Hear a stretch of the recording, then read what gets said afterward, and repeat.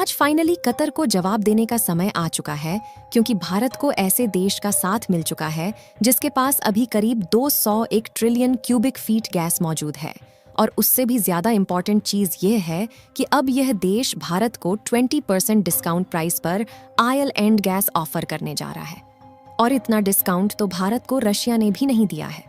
वहीं अगर कतर की बात की जाए तो कतर भारत की टोटल ज़रूरतों का करीब 48% हिस्सा अकेले एक्सपोर्ट करता है। और कतर को अपनी इस गैस के ऊपर बहुत ज़्यादा घमंड था। और हाल ही में भारत और कतर के बीच में जो एक्टिविटीज़ हुई है हम सभी जानते हैं। कतर की कोर्ट ने भारतीय नौसेना के 8 पूर्व अफसरों को मौत की सज़ा सुनाई है। इस मामले में भारत सरकार ने कहा है कि कतर में फंसे भारतीय नागरिकों की रिहाई सुनिश्चित करने के लिए सभी कानूनी विकल्पों की तलाश की जा रही है। विदेश मंत्रालय ने कहा है कि वह नौसेना के इन 8 अफसरों को हर मदद मुहैया कराने को तैयार है। ऐसे में सवाल ये है कि इन नौसेना के जवानों को कैसे बचाएगा। भारत सरकार ने भारतीय नौसेना के 8 जवानों को बचाने के लिए सभी कोशिशों को करना शुरू कर दिया है।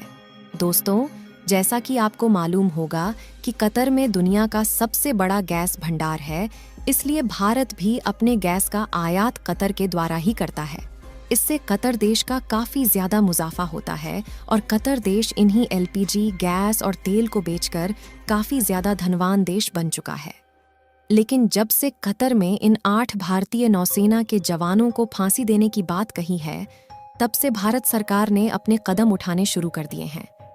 लेकिन इतना सब होने के बावजूद भी कतर अपने मन मुताबिक फैसले रहा है, क्योंकि कतर अभी तक यही सोच रहा था कि भारत अपनी गैस ज़रूरतों का हिस्सा कतर से ही इंपोर्ट करेगा। क्योंकि अगर पूरे मिडिल ईस्ट की बात की जाए तो डायरेक्टली तो नहीं, लेकिन कतर में सभी देश इन्वॉल्व है।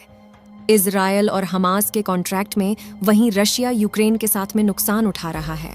कतर यह बात अच्छे से समझ रहा था कि भारत को इस समय अगर तुरंत अपनी गैस सप्लाई को स्विच करना है, शायद भारत के लिए पॉसिबल नहीं होगा और उन्हें मजबूरन हमसे ही गैस खरीदनी पड़ेगी। लेकिन आज कतर का यह सोचना पूरी तरीके से गलत साबित हो चुका है।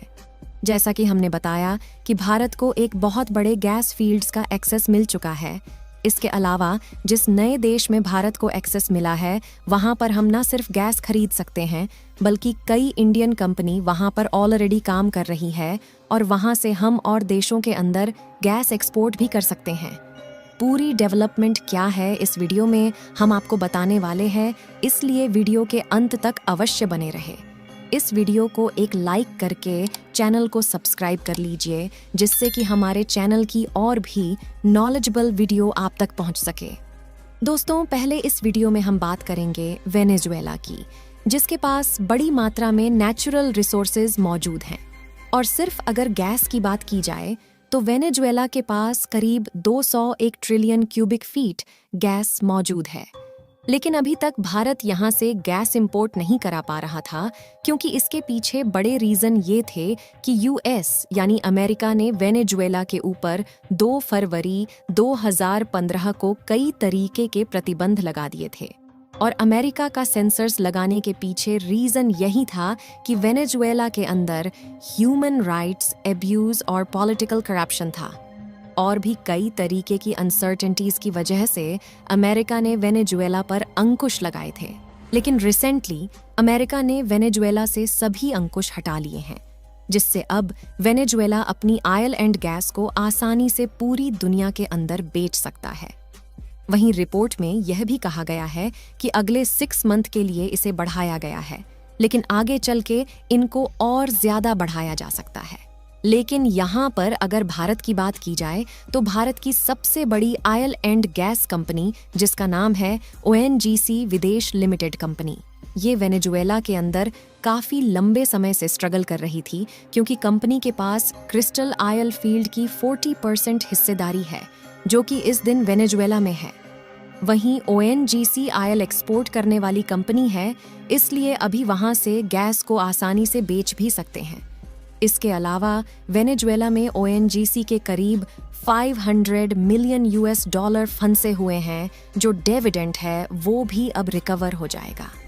भारत और वेनेजुएला के कुछ रिलेशन की बात करें तो 2023 में ही दोनों देशों ने स्टैब्लिश किया था।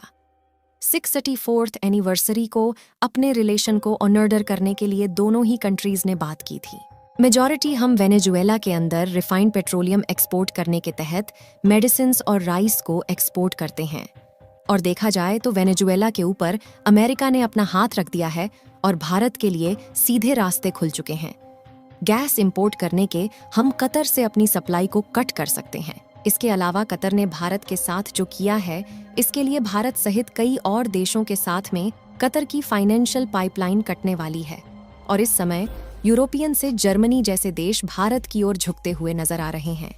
आपको बता दें कि कतर की जीडीपी का 70% से भी ज्यादा हिस्सा ऑयल एंड गैस को बेच करके आता है, और जब रशिया यूक्रेन वॉर शुरू हुआ तो अमेरिका सहित यूरोपीय देशों ने रशिया के ऊपर प्रतिबंध लगाए, लेकिन इन देशों को अपनी ऑयल एंड गैस की जरूरतों को पूरा करना था, इसलिए इन्होंने अपनी सप्लाई चेन कतर के साथ स्विच कर ली। उसी समय सेल जैसी बड़ी बड़ी कंपनी के साथ में 27 से 28 साल के लिए पार्टनरशिप की गई, और कतर को यह बात लगी कि अब हमारी जो फाइनेंशियल पाइपलाइन है वह करीब 27, 28 या 30 सालों के लिए पूरी तरीके से सिक्योर है। लेकिन कतर को इस बात का अंदाजा नहीं था कि अमेरिका, रशिया और भारत जैसे देश बैकफुट पर जिस तरीके से काम कर रहे हैं, और लगातार कतर के अल्टरनेटिव पर रिसर्च एंड डेवलपमेंट जारी है, उस पर कतर को इसकी भनक अभी तक नहीं लगी है। और अब जब रिपोर्ट सामने निकलकर आने शुरू हो चुके हैं तो कतर के अंदर एक अलग से डर देखा जा सकता है। जैसा कि हमने बताया कि कतर जैसे देशों की सामंती अर्थव्यवस्था सिर्फ उनके तेल को बेचकर आती है, लेकिन अभी भी हमारा कतर के साथ टेंशन पूरी तरह से खत्म नहीं है, क्योंकि अभी भी हमारी एलएनजी की करीब 50% सप्लाई कतर से आ रही है। इसे तो हम किसी और देश के साथ में स्विच कर सकते हैं, लेकिन चाइना और पाकिस्तान जैसे देश अभी भी कतर के काफ़ी अच्छे दोस्त हैं। जहां पर चाइना और पाकिस्तान भारत के ऊपर तो कोई टिप्पणी नहीं कर सकते, लेकिन कतर के साथ मिलकर के कई बार उन्होंने भारत के ऊपर सवाल खड़े किए हैं। लेकिन 2021 की डेटा के मुताबिक इंडिया ने कतर से करीब 7.5 बिलियन यूएस डॉलर की गैस इंपोर्ट की है, वहीं चाइना ने 5.9 बिलियन यूएस डॉलर की, यानी कि अगर हम कतर से अपनी सप्लाई रोक लेते हैं और कई और देशों से हम हाइड्रोजन फ्यूल इंपोर्ट करना शुरू कर देते हैं, लेकिन कतर अभी भी अपनी गैस चाइना के अंदर एक्सपोर्ट करेगा। और कतर चाइना ने अपने रिलेशन को ऑर्डर करने के लिए 1981 के अंदर एक रिलेशनशिप को साइन किया, जहां पर डिप्लोमेटिक रिलेशंस दोनों ही कंट्रीज के बीच में स्टार्ट किया जा सके। साथियों, आपको क्या लगता है कि भारत सरकार इस तरीके से इन 8 नौसेना के जवानों को फांसी से बचा पाएगी या नहीं? अपनी राय कमेंट के माध्यम से जरूर साझा करें। इस वीडियो को यहीं पर खत्म करते हैं।